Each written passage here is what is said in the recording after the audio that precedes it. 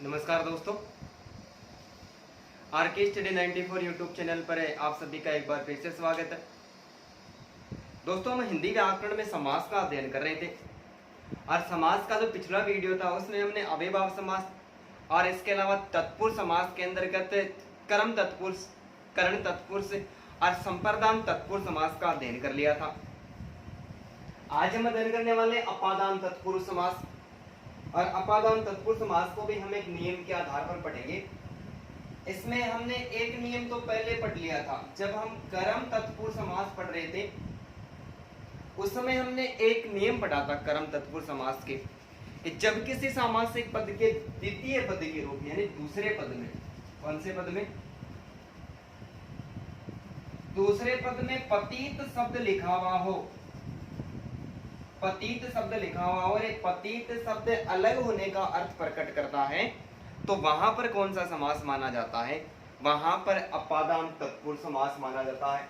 इस एक नियम के बारे में हमने पहले चर्चा कर ली थी। इसी समास का एक और नियम प्रयुक्त होता है। दूसरा नियम है कि जब किसी सामासिक पद के द्वितीय पद में, तत्पुरुष समास का तो दूसरा पद ही प्रधान होता है, तो प्रधानता किसकी मिलेगी? हर सामासिक पद में दूसरे पद की प्रधानता मिलेगी। तो द्वितीय पद के रूप में भय, भीत एवं भीति शब्द लिखे हुए हो, भय, भीत और भीति, इन सब का अर्थ होता है डरना। भय, भीत और भीति, इन सब का अर्थ क्या होता है? डरना। तो डरना अर्थ को प्रकट करने वाले यदि भय, भीत और भीति शब्दों का प्रयोग हो रहा हो तो वहां पर हमेशा ही अपादान तत्पुरुष समास माना जाता है। कौन सा समास? अपादान तत्पुरुष समास। पहला नियम तो पतित शब्द होने पर अपादान तत्पुरुष समास। पतित का अर्थ क्या निकल रहा हो? अलग होना। क्या निकल रहा हो? अलग होना। दूसरा नियम क्या है? द्वितीय पद में डरना अर्थ को प्रकट करने वाले, किस अर्थ को? डरना अर्थ को प्रकट करने वाले कौन कौन से शब्द लिखे हो? भय, भीत और भीति शब्द लिखे हुए हो, तो बिना सोचे समझे अपने को नियम याद रखना है कि डरना अर्थ प्रकट करने वाले जितने भी सामासिक पद होते हैं उन सब में कौन सा समास होता है? अपादान तत्पुरुष समास होता है। जैसे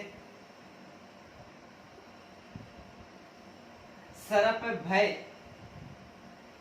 द्वितीय पद में भय शब्द आया क्या? बिल्कुल है। क्या हो जाएगा? सरप से भय, सांप से डर लगा और डर लगते ही क्या सांप को पकड़ने थोड़ी चले गए, वहां से भागकर दूर हो गए। इसका मतलब से अलग होना। सरप से हम क्या हो गए? अलग हो गए। सिंह भीत, सिंह यानी शेर, सिंह से भीत, किससे डरे थे? शेर से डर गए और डरने के बाद में अलग हो गए। व्याघ्र भीति, व्याघ्र यानी बाघ, क्या हो जाएगा? व्याघ्र से भीति, से अलग हो गए। भयभीत, किससे? भय से भी क्या हो गए? डर गए। रात को सो रहे थे, सोते सोते अचानक से ऐसा स्वप्न आया, बहुत सारी भयंकर चीजें हमें दिखाई देती है और भागने की पूरी कोशिश करते, भाग नहीं पाते, नींद में पसीना आ जाता है। इसका मतलब नींद में भी स्वप्न अवस्था थी और उसमें भी हमें कोई ऐसे भयानक दृश्य दिखाई दिए और उससे भी हम क्या हो गए? डर गए। इसका मतलब भय से फिर भय लगा। लोक भीत, लोक भीत, लोक से, लोक भीत या लोक भय, लोक से भय। कहने की बात है, समास है तो पढ़ना ही पड़ेगा। लोग यानी लोगों से, लोगों का भय। आजकल ऐसा तो भय किसी के पास में बचा ही नहीं, सारा का सारा ही समाप्त हो गया है। तो एक दूसरा नियम हमारा और क्लियर हो गया और एक ही लाइन में अपादान तत्पुरुष समास याद हो गया हमें। कैसे याद हो गया? कि द्वितीय पद में क्या लिखा हो? भय, भीत और भीति शब्दों का प्रयोग हो रहा हो और सबका अर्थ क्या निकलना चाहिए? डरना। सभी से डर लग रहा है, इसका मतलब कौन सा समास हो गया? अपादान तत्पुरुष समास हो गया। तो जल्दी से इसका स्क्रीनशॉट ले, अन्य उदाहरणों की भी आगे चर्चा करते हैं।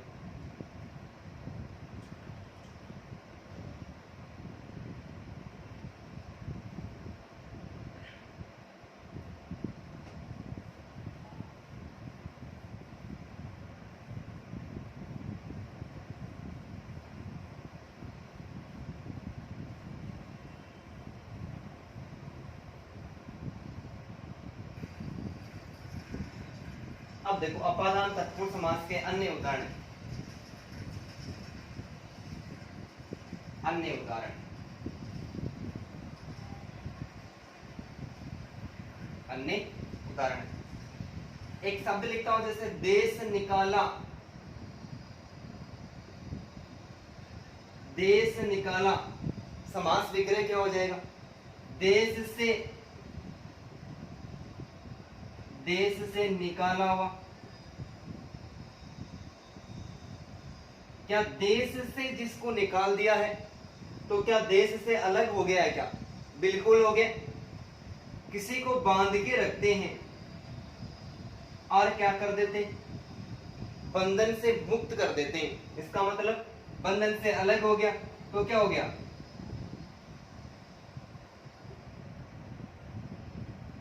बंधन से मुक्त हो गया। पाप मुक्त क्या हो जाएगा? पाप से मुक्त। रोग मुक्त क्या हो जाएगा? रोग से मुक्त। ऋण मुक्त क्या हो जाएगा? ऋण से मुक्त। पदच्युत बहुत बार पूछा जा चुका है, इस शब्द में कौन सा समास है? तो च्युत का होता है हटाना, क्या हो जाएगा? पद से च्युत, हटाना। और बात करें धर्म विमुख क्या हो जाएगा? धर्म से विमुख यानी धर्म से अलग हो गया। रण विमुख, रण विमुख क्या हो जाएगा? रण से विमुख यानी युद्ध भूमि से क्या हो गया? भाग गया। इसका मतलब अलग हो गया।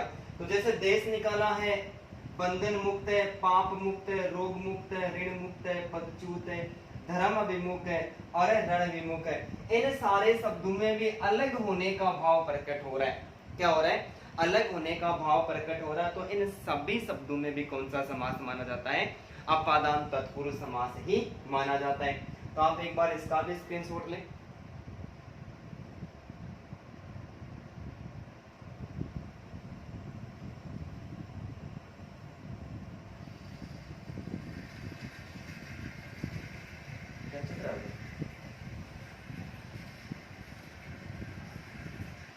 अब देखो इसके अलावा एक दो और शब्द मिलते हैं जैसे सेवा निवृत्त, सेवा निवृत्त क्या हो जाएगा? सेवा से निवृत्त अलग हो गया, हटा दिया, पद से सेवा पूरी कर ली। इसका मतलब सेवा से क्या हो गया? निवृत्त हो गया। ठीक है। जल रिक्त, जल से रिक्त, किससे? जल रिक्त, जल से रिक्त खाली हो गया। इसका मतलब अलग हो गया जल से। नेत्रहीन क्या हो जाएगा?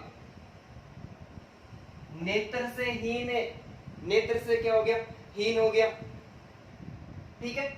तो ये सारे शब्द हैं, इनमें भी कौन सा समास माना जाता है? अलग होने का भाव प्रकट होता है, तो इसमें भी अपादान तत्पुरुष समास माना जाता है। तो हमारा एक और समास पूरा हो गया। इसके दो तो नियम प्रयुक्त हो रहे कि जब किसी सामासिक पद के द्वितीय पद के रूप में पतित शब्द लिखा हुआ हो और उसका अर्थ अलग होना प्रकट हो रहा हो, जैसे वृक्ष पतित है, गज पतित है, अश्व पतित है, स्वर्ग पतित है, इनके बारे में हमने पहले अध्ययन भी कर लिया था। दूसरा नियम हमने पढ़ा कि जब किसी सामासिक पद के द्वितीय पद के रूप में डरना अर्थ प्रकट करने वाले भय, भीत और भीति शब्द लिखे हुए हो तो कौन सा समास? अपादान तत्पुरुष समास माना जाता है।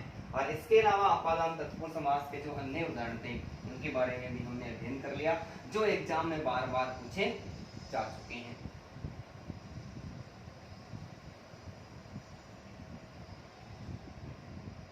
अब हम पढ़ते हैं संबंध तत्पुरुष समास। संबंध तत्पुरुष समास, ठीक है। और संबंध तत्पुरुष समास में हमें कौन सा कारक चिन्ह है वो लुप्त मिलेगा? हमें मिलेगा का, के, की। कौन से? का, के और की, का, के, की शब्द ही हमें सामासिक पद से गायब मिलेंगे तो कौन सा समास हो जाएगा? संबंध तत्पुरुष समास है। यानी का, के, की जो कारक चिन्ह है ये दो सामासिक पदों के बीच में संबंध स्थापित करते हैं और ऐसा कोई पद है तो वहां पर कौन सा समास माना जाएगा? संबंध तत्पुरुष समास से माना जाएगा। जैसे राजकुमार क्या हो जाएगा? राजा का कुमार, राजा का कुमार। राजमहल संबंध है क्या? क्या हो जाएगा? राजा का महल, महल किसका है? राजा का है। राज दरबार किसका दरबार है? राजा का दरबार। किसका दरबार? राजा का दरबार। गंगा जल किसका जल है? गंगा का। क्या हो जाएगा? गंगा का जल, गंगा जल। राष्ट्रपति, पति किसका है? राष्ट्र का है। क्या हो जाएगा? राष्ट्र का पति। किसका पति? राष्ट्रपति। यदि कोई सभा का पति है क्या हो जाएगा? सभापति। सभा का पति। किसका पति? सभा का पति। लोक नायक, लोक नायक क्या हो जाएगा? लोक का नायक। किसका नायक? हीरो। अरे जनता का हीरो क्या कहलाएगा? लोक नायक तो कहलाएगा, और क्या कहलाएगा? रामचरित या फिर रामचरित्र। किसका? राम का चरित्र। किसका चरित्र? राम का चरित्र। गोदान किसका? गो, गो क्या होती? गाय होती। गो का दान है तो इसी प्रकार हो जाएगा भूदान। वो किसको कहते हैं? अरे भूमि को कहते हैं। किसको कहते हैं? भूमि को। किसका दान? भूमि का दान। तो अन्नदान का क्या हो जाएगा? अन्न का दान। किसका दान है? अन्न का दान। संबंध है क्या सब में? का कारक चिन्ह का लोप है। दोनों पदों के बीच में हमने क्या लिख दिया? का कारक चिन्ह जो लोप था उसको हमने लिख दिया। स्वर्ण पात्र, स्वर्ण पात्र क्या हो जाएगा? स्वर्ण का यानी सोने का पात्र है। अरे सोना वो नहीं, ज्यादा नींद लेते हैं जब भी पढ़ने शुरू होते हैं और पढ़ते ही हमको नींद आने लग जाती है, वो सोना नहीं। स्वर्ण पात्र। स्वर्ण घट, सोने का घट यानी स्वर्ण का घट। घट यानी घड़ा। क्यों लिख रही है ऐसा कैसा? एक नियम पढ़ा था समास विग्रह में, मैं आपको फिर से याद दिला देता हूं कि समास विग्रह करते समय मूल शब्दों का ही प्रयोग किया जाता है, पर्यायवाची शब्दों का कभी भी प्रयोग नहीं होता है। और जिस दिन आपने पर्यायवाची शब्दों का प्रयोग कर दिया, 1 या 2 नंबर का जो भी क्वेश्चन आएगा हमारा क्या हो जाएगा? गलत ही हो जाएगा। ऐसा नहीं करना है। क्या करना? ध्यान रखना, मूल शब्दों का ही प्रयोग किया जाता है, मूल शब्दों के पर्यायवाची शब्दों का कभी भी प्रयोग नहीं किया जाता है। राजमाता किसकी माता? राजा की माता। संबंध है क्या राजा का? अरे राजा की माता है तो राजा का ही संबंध होगा ना। संबंध कारक तत्पुरुष समास हो गया। राजमाता। ऋषि कन्या, किसकी कन्या? कन्या किसकी है? ऋषि की है। ऋषि से उसका संबंध हो गया। क्या हो जाएगा? ऋषि की कन्या। दीप सिक्का, दीप यानी दीपक, सिक्का यानी लो। क्या हो जाएगा? दीप की शिखा। शिखा किसको कहते हैं? अरे लो को कहते हैं। किसको कहते हैं? लो। ठीक है। इसके अलावा प्राणोहुति, प्राणोहुति किसकी आहुति? प्राणों की आहुति। मंत्री परिषद सेकंड ग्रेड में पूछा हुआ प्रश्न है। किसकी परिषद? मंत्री की परिषद होगी या फिर मंत्रियों की परिषद होती है? तो एक मंत्री की तो कोई परिषद नहीं होती, तो क्या होगा? मंत्रियों की परिषद। क्या हो जाएगा? मंत्रियों की परिषद, पराधीन, पर यानी दूसरों के, तो क्या हो जाएगा पर के अधीन, दूसरों के अधीन कर दोगे पर्यायवाची शब्द हो जाएगा और अर्थ का अनर्थ हो जाएगा, इसलिए हमारा समास गलत हो जाएगा। शास्त्रानुकूल, शास्त्रानुकूल क्या हो जाएगा, शास्त्रों के अनुकूल हो जाएगा। किसके अनुकूल हो जाएगा भाई, शास्त्रों के अनुकूल है। तो सारे जो सामासिक पद है इसमें किसका लोप था, कहा के की का लोप था। तीनों से संबंधित हमने उदाहरण पढ़े। मैं 100% गारंटी लेता हूं कि इसके बाहर से भी आपको कुछ नहीं पूछेगा। आज तक के जितने भी एग्जाम में पूछे गए सारे जो उदाहरण थे मैंने आपके सामने प्रस्तुत किए। तो संबंध कारक तत्पुरुष समास में किसका लोप होता है, काके की का लोप होता है। जो काके की होती है उसका लोप होता है। बस इतना ध्यान रख लेना है, हमारा काम हो जाएगा। तो जल्दी करें, इसका स्क्रीनशॉट लें।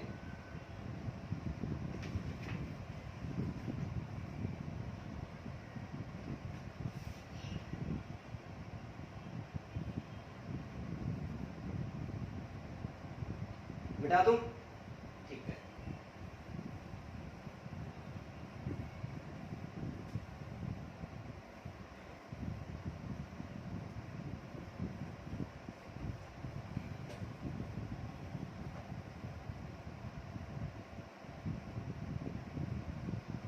अब देखो एक और बच गया, अधिकरण तत्पुरुष समास।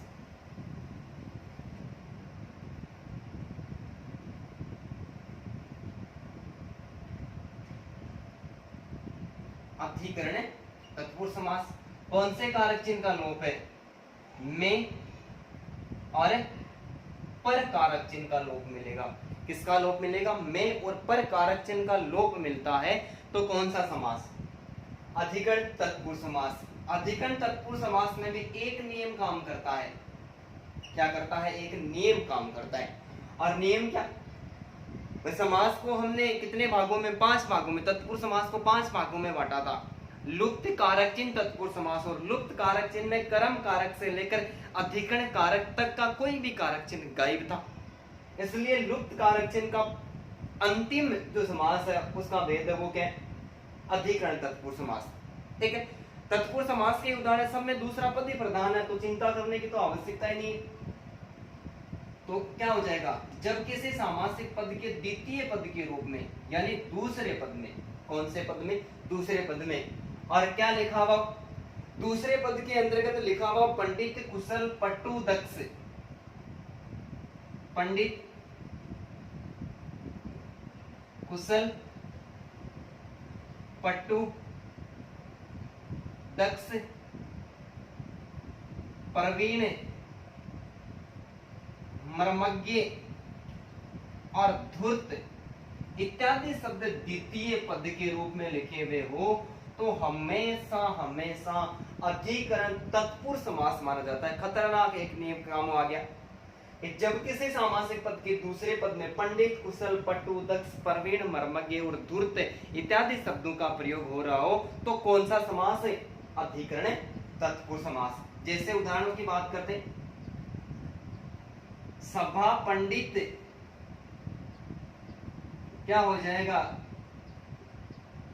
अरे सभा में पंडित, सभा में पंडित, सभा के लिए पंडित नहीं होगा। अपवाद में भी संप्रदान पढ़ा था, उस समय इसको अपवाद में पढ़ा था, तो सभा पंडित क्या हो जाएगा, सभा में पंडित। कार्य कुशल क्या हो जाएगा, कार्य में कुशल हो जाएगा। किसमें कुशल हो जाएगा, कार्य में कुशल। वाक पट्टू, पट्टू का अर्थ चतुर, वाक यानी बोलने में, तो क्या हो जाएगा, वाक में पट्टू चतुर। कला दक्ष, किसमें,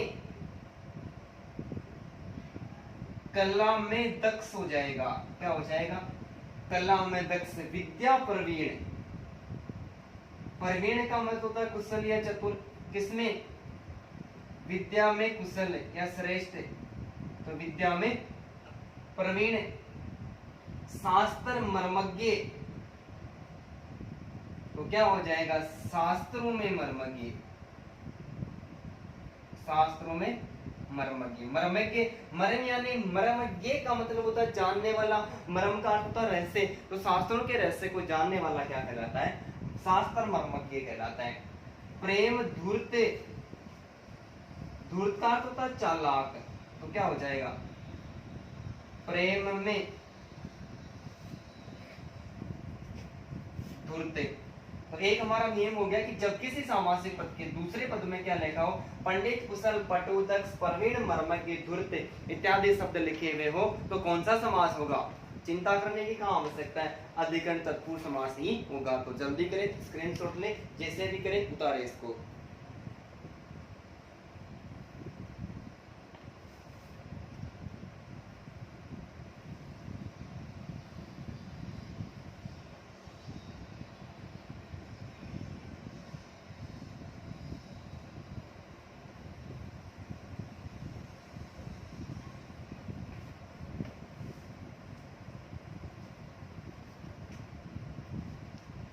अब देखो अन्य उदाहरण की बात करते हैं, जैसे जलमग्न, क्या हो जाएगा?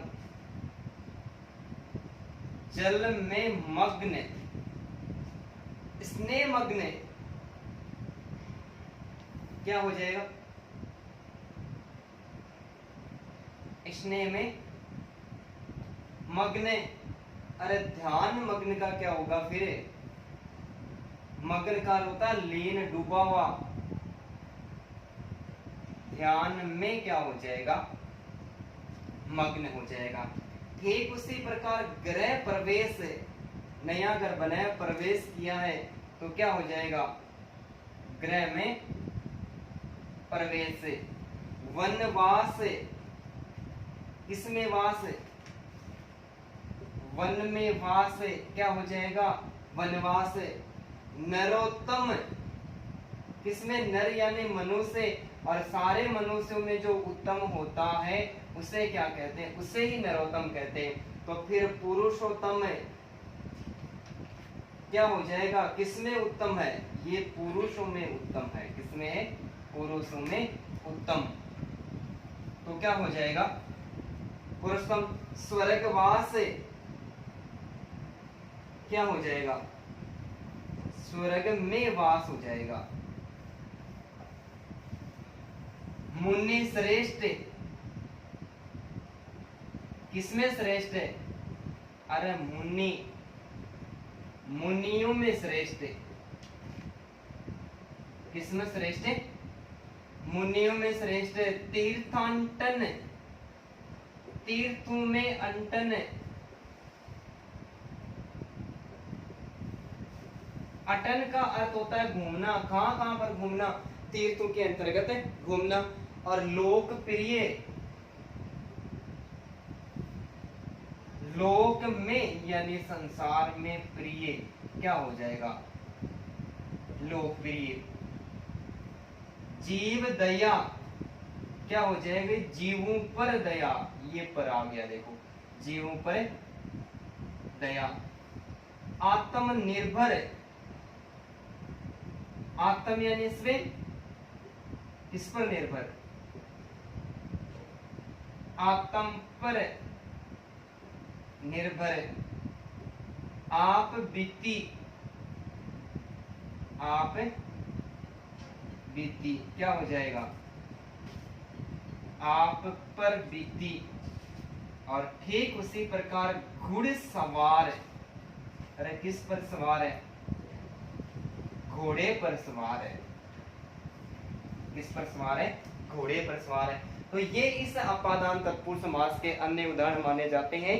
तो इस अधिकरण तत्पुरुष समास के अन्य उदाहरण मानेंगे, ठीक है। तो इस अधिकरण तत्पुरुष समास के पढ़ते ही जो लुप्त कारक चिन्ह तत्पुरुष समास है, जिसमें हमने कर्म तत्पुरुष पढ़ा है, करण तत्पुरुष पढ़ा है, संप्रदान तत्पुरुष पढ़ा है, अपादान तत्पुरुष पढ़ा है, संबंध तत्पुरुष पढ़ा है, और संबंध के साथ में अधिकरण तत्पुरुष समास पढ़ लिया है।